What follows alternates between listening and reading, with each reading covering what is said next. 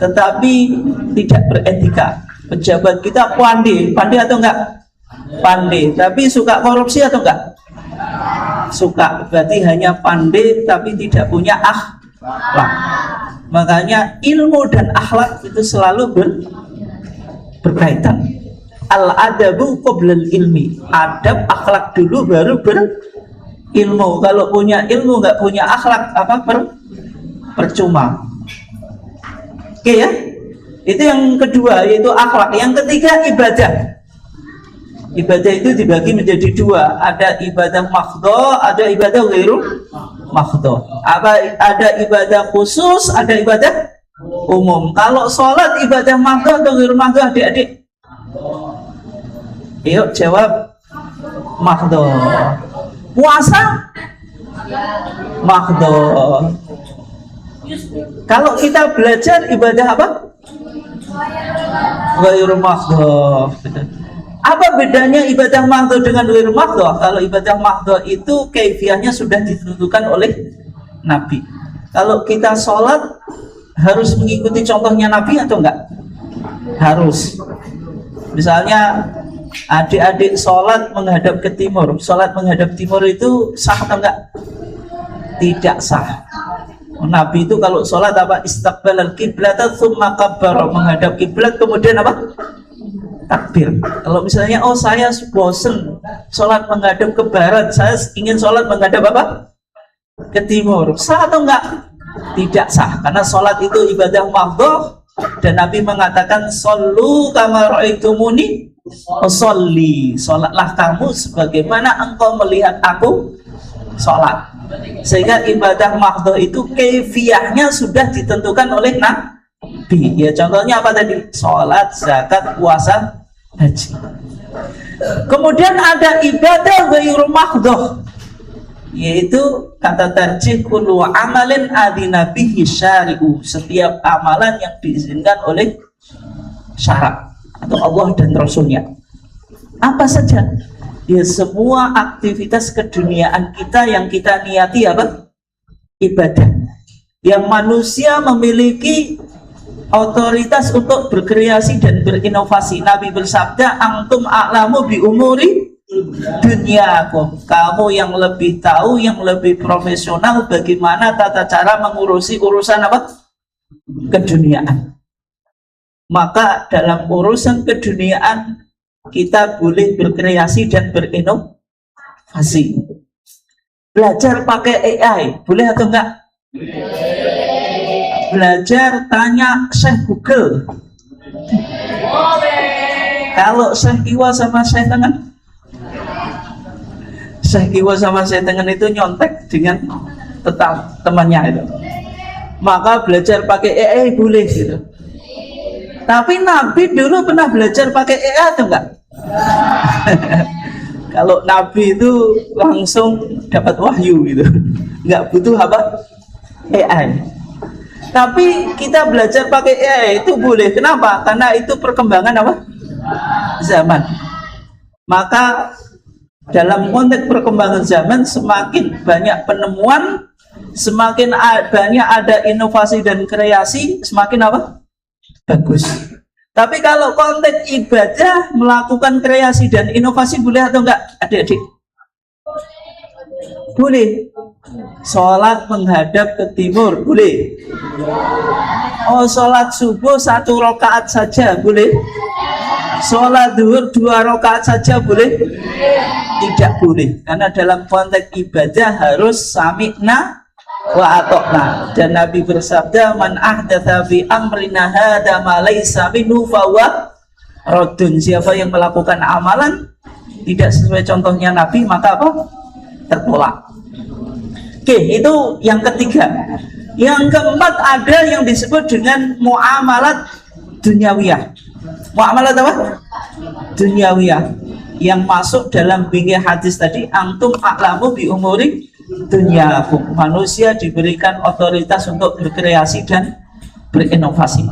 Sekarang adik-adik coba dijawab. Yuk, fokus sini. Boleh makan tapi harus menghadap sini. Makan boleh ya. Silakan makan tapi harus tetap menghadap apa? menghadap ke sini, fokus gitu.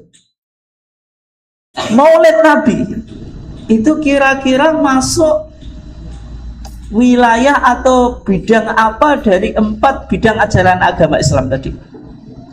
Persoalan akidah, akhlak, ibadah atau muamalat duniawi? Coba dijawab. Masuk muamalat apa? Duniawi. Artinya apa? Selama membawa maslahah maka diperbolehkan. Misalnya sekolah kita nggak mengadakan perayaan maulid, apakah semua gurunya dosa, murid-muridnya dosa semuanya? Tidak. Sekolah Muhammadiyah, SMA sama SMP mengadakan perayaan maulid. Kenapa? Karena ada maslahatnya. Maslahatnya apa?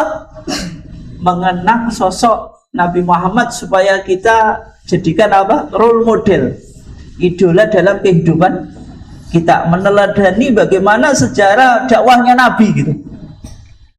Artinya maulid Nabi membawa apa? Maslahat. Boleh kita rayakan atau enggak? Boleh. Oleh sebab itu dalam pandangan tarjih maulid Nabi itu perkara apa? Keduniaan. Artinya ketika membawa maslahat maka boleh kita lakukan. Tapi kalau ada orang yang berpandangan maulid Nabi itu wajib diperingati, kalau tidak berdosa, kemudian mereka mengutip hadis yang disandarkan pada Nabi. Kata Nabi, atau menurut hadis ini ya, Nabi bersabda, "Man adzama maulidi kuntu syafi'an lahu yaumal qiyamah." Siapa yang mengagungkan perayaan maulidku, saya akan memberikan syafaat baginya di hari kiamat. Berarti maulid Nabi dihubungkan dengan persoalan persoalan agama, bukan persoalan apa? Keduniaan. Nah sekarang hadisnya ini sahih atau enggak? Kalau hadisnya tidak sahih, maka tidak bisa kita pakai. Dan ternyata hadis ini adik-adik sekalian, hadisnya itu maudhu. Maudhu itu apa? Palsu, tidak ditemukan di kitab hadis manapun. Oleh sebab itu pandangan Muhammadiyah terhadap maulid Nabi, kita tidak terlalu ekstrim harus merayakan maulid Nabi, ataupun kita juga tidak anti maulid apa? Nabi. Karena ada kelompok yang sangat apa Pak Bu atau adik-adik, yaitu terlalu ekstrim mengagung-agungkan maulid Nabi. Kalau orang yang tidak merayakan maulid Nabi dianggap tidak cinta apa? Nabi. Tapi di satu sisi ada kelompok yang anti maulid. Oh, maulidan bid'ah gitu. Kalau bid'ah itu sesat atau enggak? Kullu bid'atin dolalah wa kullu dolalatin apa? Finnar. Setiap bid'ah itu sesat dan setiap kesesatan tempatnya di mana adik-adik? Di neraka. Tapi kita di Muhammadiyah pandangannya moderat. Moderat itu yang enggak ekstrim kanan, enggak ekstrim apa? Kiri. Maka maulid itu boleh selama membawa maslahat dan kita masukkan dalam persoalan apa?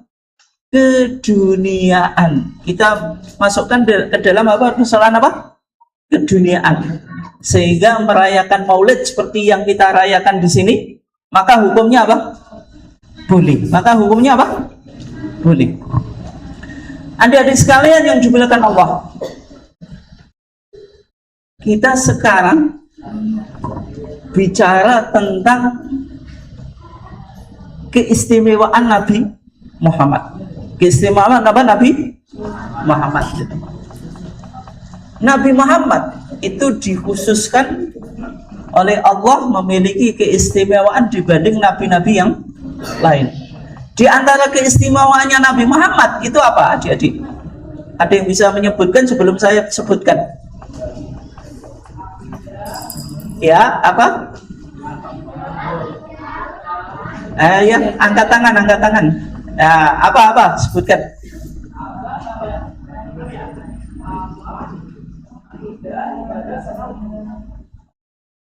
Ayo mama lagi ya. Kayak nyawa apa maksudnya kita apa tadi bicara tentang apa? MKCHM itu. Tapi yang kita bicarakan apa? Apa keistimewaan Nabi Muhammad dibanding dengan nabi yang lain? Yang kita ketahui ya, kalau Nabi Muhammad itu apa? Khatamul Anbiya wal Mursalin, penutup para nabi. Ya kan? Betul atau enggak?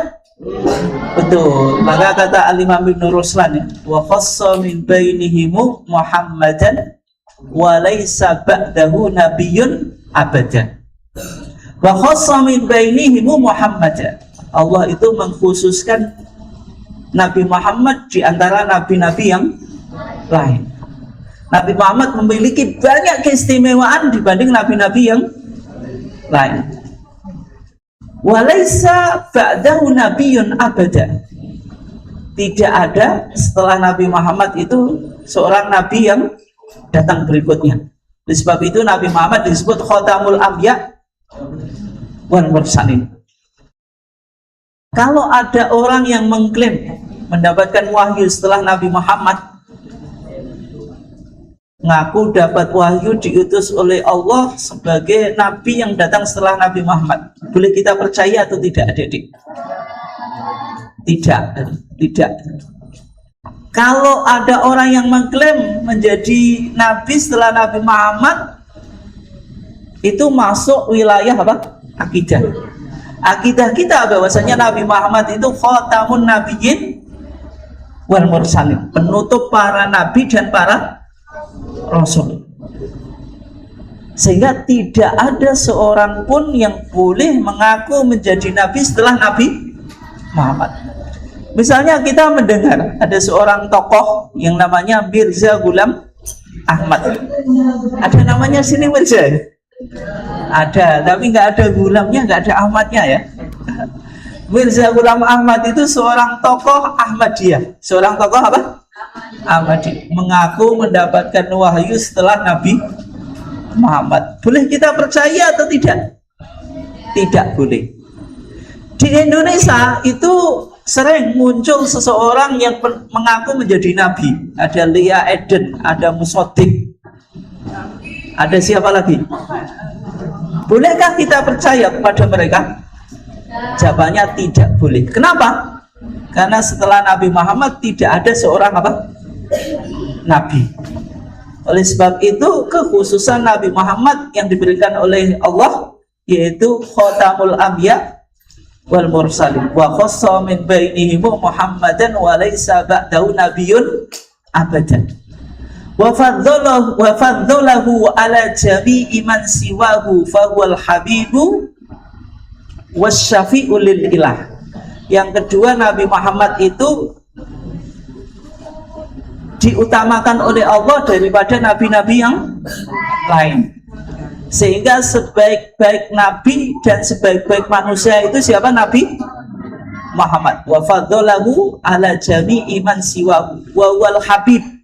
Nabi Muhammad itu habibullah, kekasih apa? Allah. Wasyafi'u lil ilah, dan beliau seseorang yang akan memberikan syafaat kepada kita pada hari apa? Kiamat. Pada hari apa? Kiamat. Jadi kekhususan Nabi apa? Muhammad. Atau dalam Aqidatul Awam, adik-adik ada yang hafal Aqidatul Awam? Di sana dikatakan Muhammadun qad ursila lil alamina rahmatan apa? Wa fuddila. Nabi Muhammad itu telah diutus untuk menjadi rahmat untuk alam semesta. Wa ma arsalnaka illa rahmatan lil alamin. Dan Nabi Muhammad itu nabi yang diutus tidak hanya untuk bangsa Arab tapi untuk semua apa? Bangsa. Wa laqad wa ma arsalnaka illa kafatan linnas. Dan tidaklah kami mengutus engkau wahai Muhammad kecuali untuk semua apa? Semua apa? Semua bangsa, tidak hanya bangsa Arab tapi apa juga bangsa-bangsa yang lain, termasuk kita orang Indonesia itu orang Arab atau enggak, adik-adik?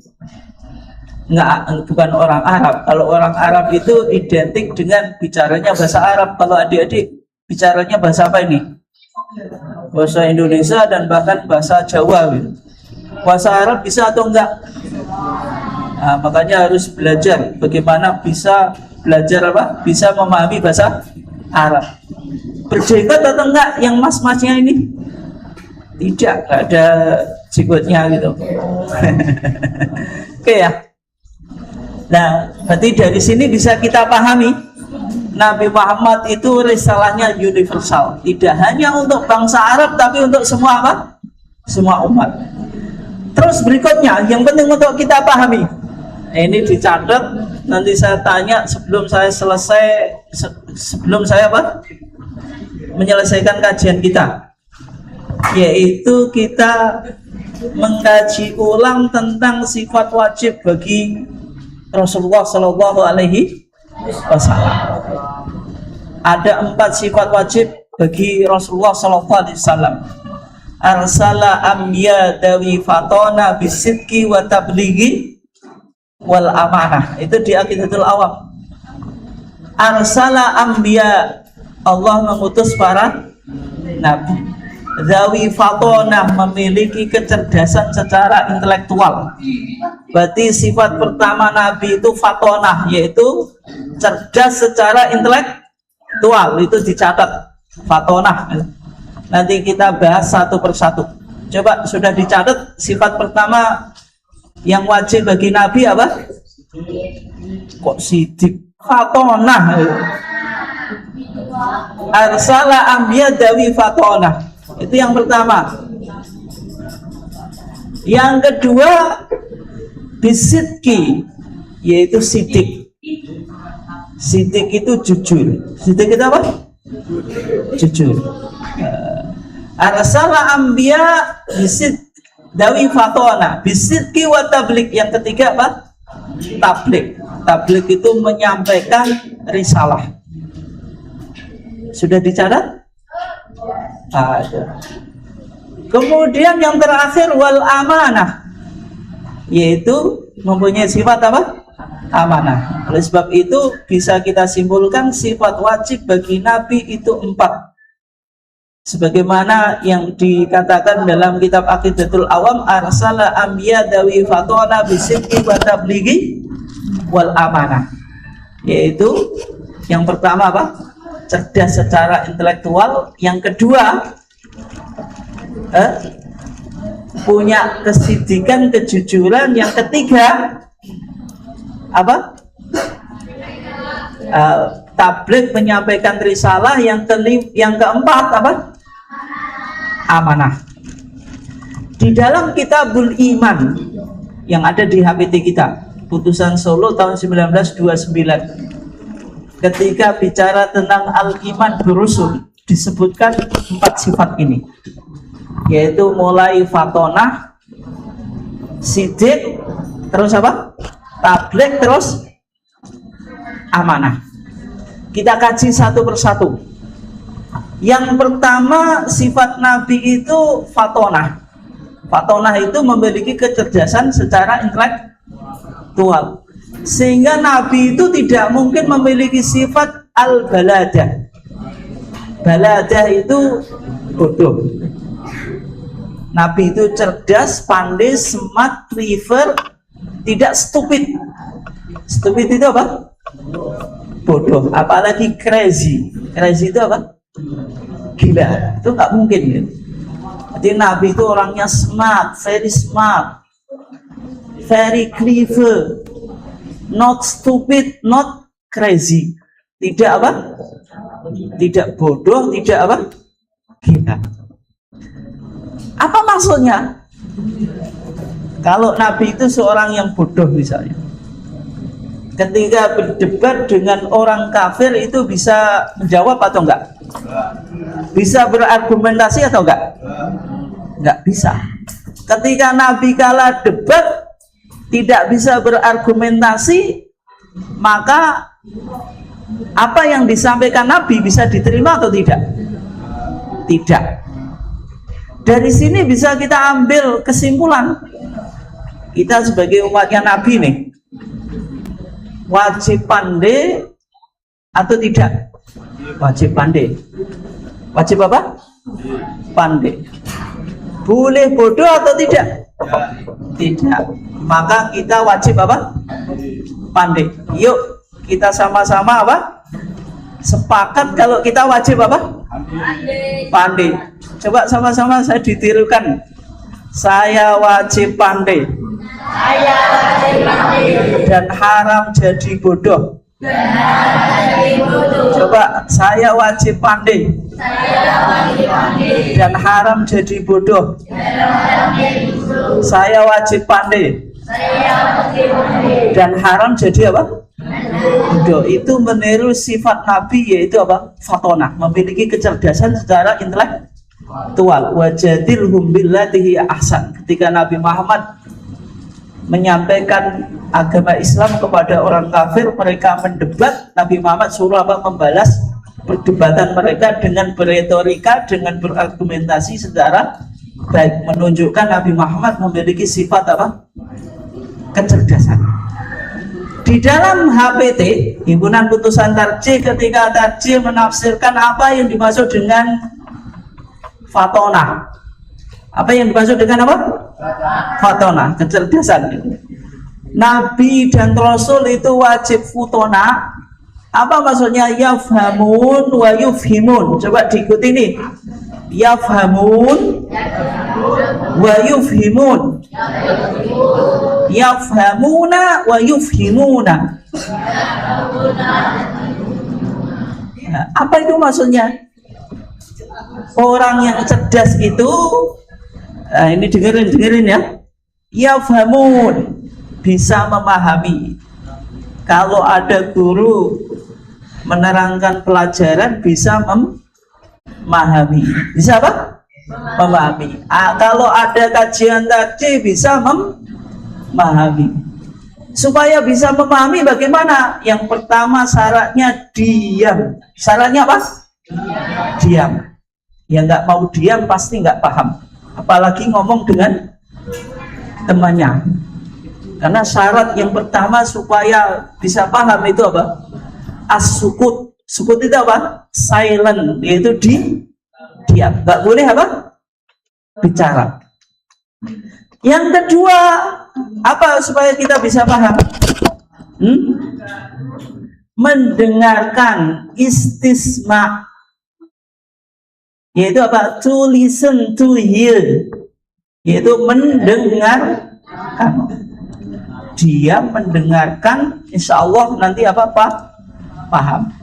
Tapi kalau nggak mau diam, ngomong sendiri, nggak mau mendengarkan, ya susah untuk apa? Paham. Sehingga Nabi itu bisa memahami apa? Sesuatu. Yafhamun. Dalam konteks sekarang sebagai murid, bagaimana saya bisa memahami pelajaran? Diam, mendengarkan, coba dipahami apa yang dijelaskan oleh guru. Yang berikutnya, wa yufhimun. Yufhimun itu apa? Bisa memahamkan orang lain. Makanya saya suruh jawab ya, siapa yang tahu hari kapan Nabi Muhammad dilahirkan? Berarti dia paham untuk dirinya sendiri dan bisa memahamkan orang lain. Kadang-kadang kita itu gini ya adik-adik, saya paham tapi nggak bisa menjelaskan. Itu memenuhi kualifikasi seorang nabi atau enggak itu? Meskipun nabi sekarang sudah ditutup gitu. Nabi hanya paham untuk dirinya sendiri, nggak bisa menyampaikan orang lain. Boleh atau enggak? Tidak boleh. Maka orang yang cerdas itu, dengerin ini, dia bisa memahami sesuatu untuk dirinya sendiri dan bisa memahamkan orang lain. Makanya futona wahum yafhamuna wa yufhimun. Yang disebut orang yang cerdas itu bisa memahami sesuatu untuk dirinya sendiri dan bisa memahamkan orang lain. Kalau adik-adik sekalian bisa seperti itu, maka bisa menjadi guru. Di sini yang cita-citanya ingin jadi guru siapa nih? Coba angkat tangan. Nggak ada. Oh gitu. Berarti kalau ingin jadi guru harus bisa memahamkan orang lain, nggak cukup paham untuk dirinya sendiri. Oke, itu yang pertama. Yang kedua, sifat Nabi tadi yang kita bahas apa? Sidik. Sidik itu apa artinya? Jujur, punya moral yang baik, punya integritas moral. Itu yang disebut dengan apa? Jujur. Jujur itu penting atau enggak, adik-adik? Sangat penting. Sangat apa? Penting. Lawan dari jujur apa? Bohong, al-kidbu. Maka Nabi seorang yang jujur, tidak mungkin apa? Berbohong. Apa yang ia sampaikan benar. Tidak mungkin hanya ngibul atau apa hoax gitu. Oleh sebab itu, bagaimana kita meniru sifat kejujuran Nabi Muhammad SAW dalam kehidupan kita sebagai seorang murid? Gimana adik-adik? Kalau ada ujian nggak boleh apa? Nyontek. Berarti kalau nyontek nggak meniru akhlaknya Nabi, karena Nabi selalu jujur. Terus kalau mendapatkan berita itu langsung boleh kita sebarin ke orang lain atau tidak? Harus di cross check dulu, ini betul atau enggak, jangan-jangan ini hanya hoax gitu. Hoax itu apa? Berita yang bohong, tidak sesuai dengan fakta. Berarti kita meneladani sifat kejujurannya Nabi. Kalau kita mendapatkan berita harus di cross check dulu. Jangan sampai kita main HP kemudian apa? Kita hanya share ke orang lain tanpa di cross check. Oke ya. Terus tadi belajar pakai AI, tanya Mbah Google, tanya Syekh Google, boleh atau enggak? Atau Mister Google? Jawabannya boleh. Kemajuan teknologi harus kita manfaatkan. Siswa nggak tahu AI, siswa yang mengikuti zaman atau ditinggalkan zaman? Ditinggalkan zaman. Maka AI, Google dan seterusnya boleh kita pakai sebagai media apa? Belajar. Tapi kalau adik-adik sekalian mendapatkan soal atau PR yang mana jawabannya bisa kita cari lewat AI, bisa kita cari lewat Google. Ketika menjawab sesuatu, penting untuk kita pahami atau sekedar copy paste atau copy paste? Dipahami dulu, jangan cuma apa? Jawab. Berarti kalau hanya apa? Copy paste itu kayak robot gitu. Kayak apa? Robot tanpa berpikir. Makanya pakai AI boleh, tapi harus dianalisa. Supaya apa? Supaya kita tidak hanya copy paste. Orang yang cerdas, orang yang smart, orang yang clever itu bisa apa? Menganalisa sesuatu. Oke ya. Yang ketiga, tadi sifat wajib bagi Nabi yang pertama itu apa tadi? Coba diulangi lagi. Fatona, memiliki kecerdasan secara intelektual. Yang kedua apa? Sidik, memiliki apa? Integritas moral yang baik, berkarakter, berakhlak karimah. Kemudian yang ketiga itu tabligh. Tabligh itu apa? Menyampaikan.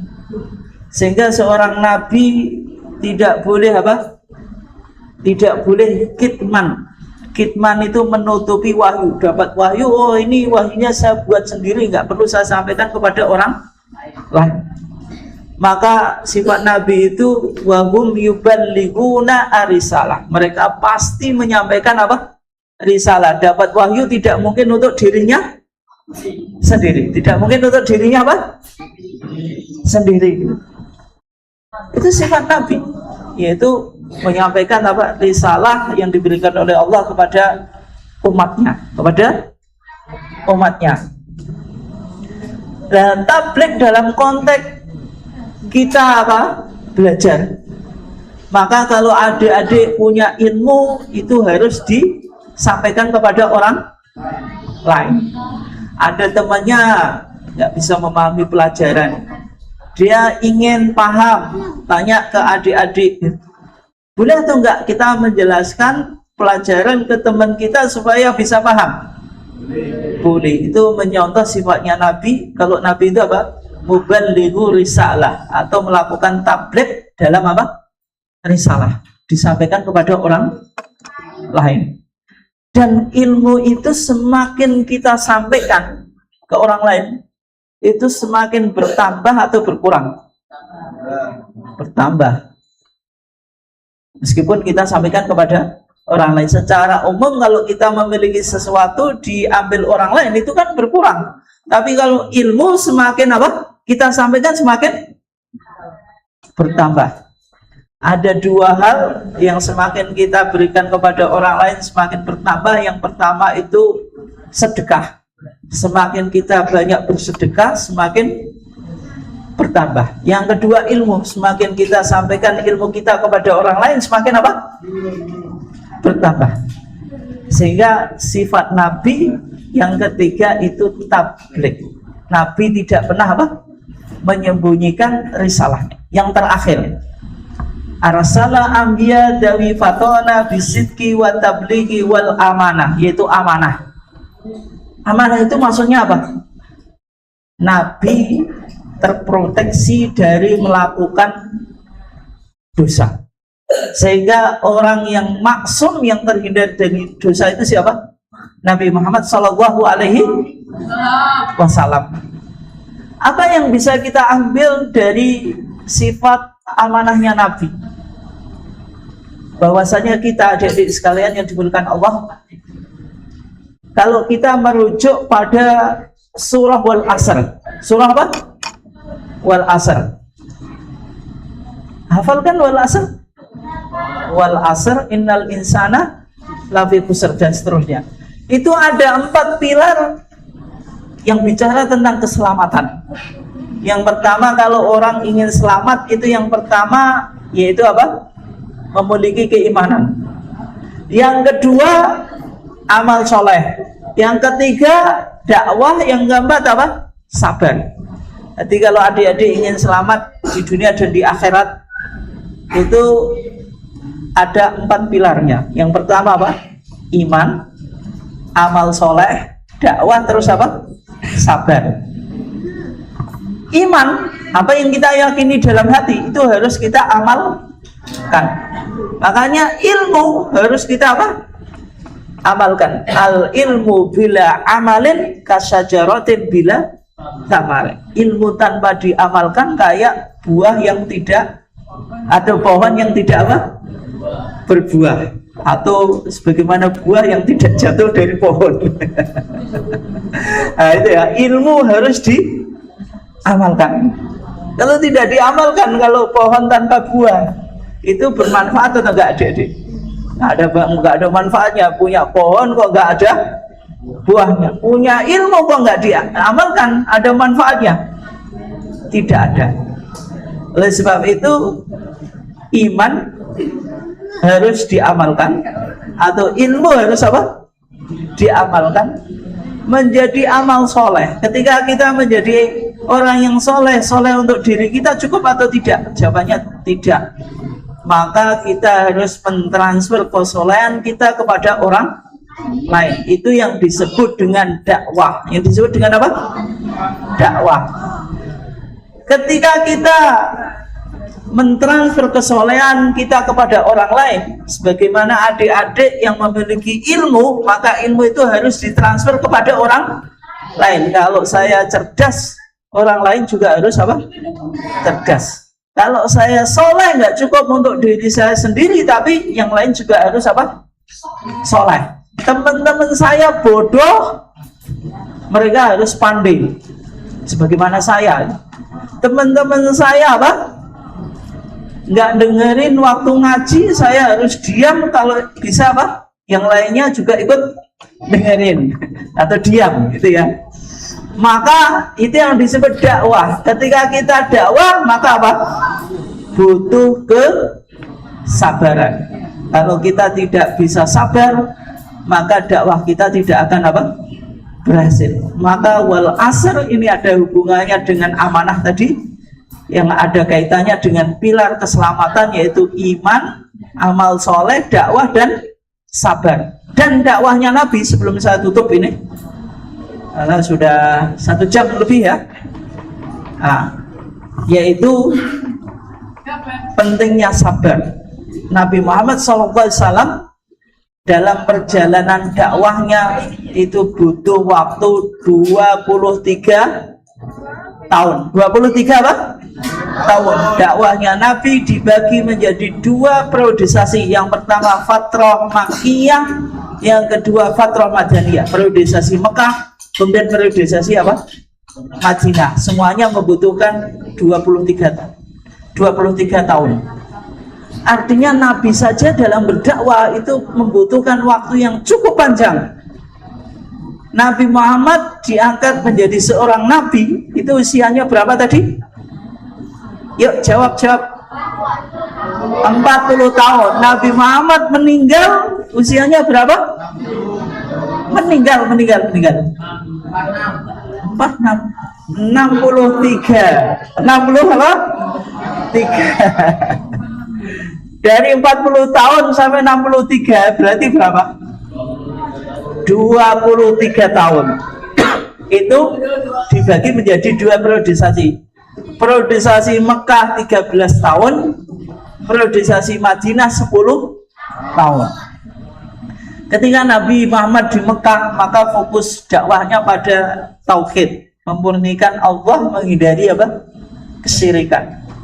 Dan dakwahnya untuk semua orang mengajak kepada tauhid, sehingga ayat yang turun di Mekah itu cirinya diawali dengan ya ayyuhan nas, wahai apa? Manusia. Kemudian Nabi hijrah ke Madinah. Maka ketika Nabi hijrah di Madinah, Nabi Muhammad sudah mendapatkan banyak pengikut, sehingga Nabi Muhammad fokus bicara tentang ya ayyuhalladzina amanu, wahai orang-orang yang beriman. Oleh sebab itu banyak syariat yang disyariatkan kepada umat Nabi Muhammad ketika Nabi Muhammad sudah di Madinah. Misalnya apa? Sholat Idin, Idul Fitri, Idul Adha itu di Madinah. Misalnya apa? Yaitu zakatul mal dan zakatul fitri, zakat harta dan zakat jiwa itu di Madinah. Meskipun sholat itu sudah dilakukan oleh Nabi ketika Nabi di Mekah, kira-kira 3 tahun sebelum Nabi hijrah ke Madinah.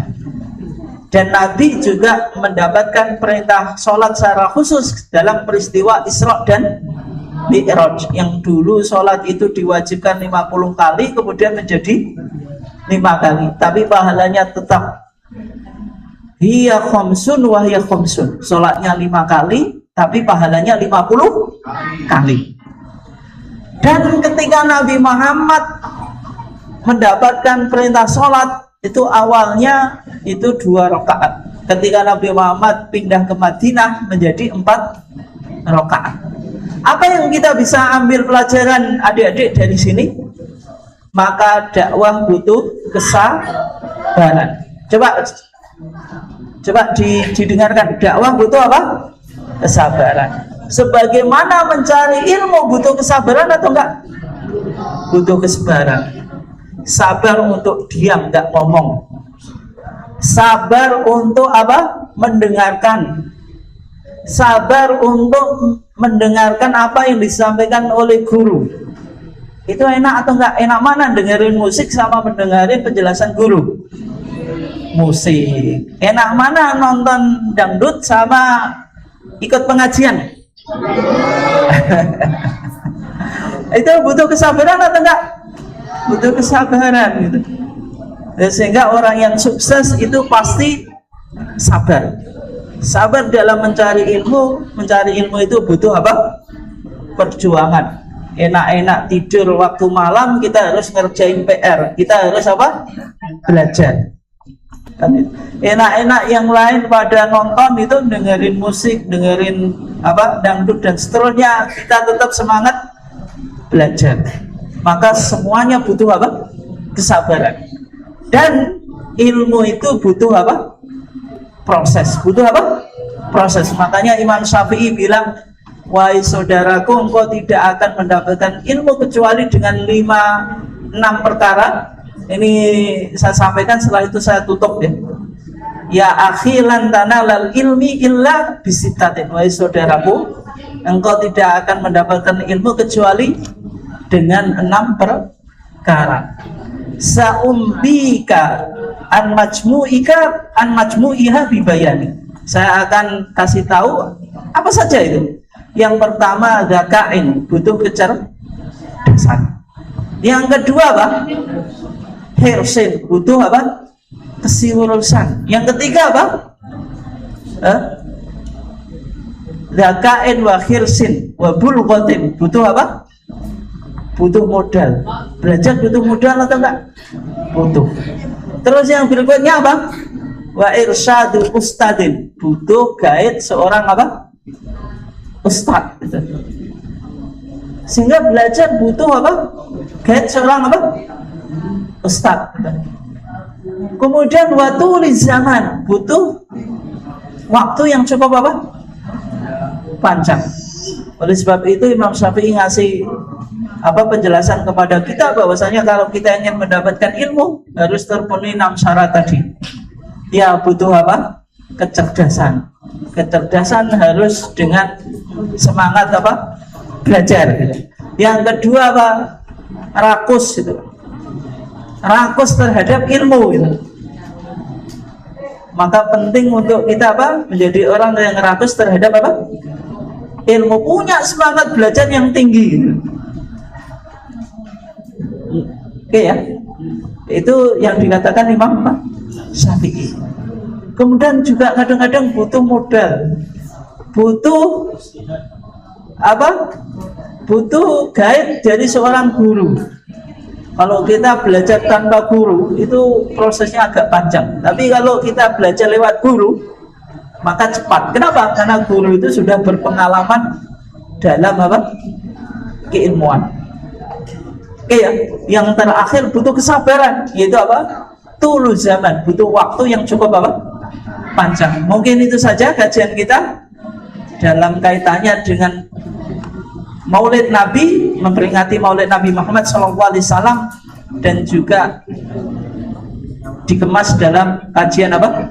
Kekajian. Kurang lebihnya mohon maaf. Wassalamualaikum warahmatullahi wabarakatuh.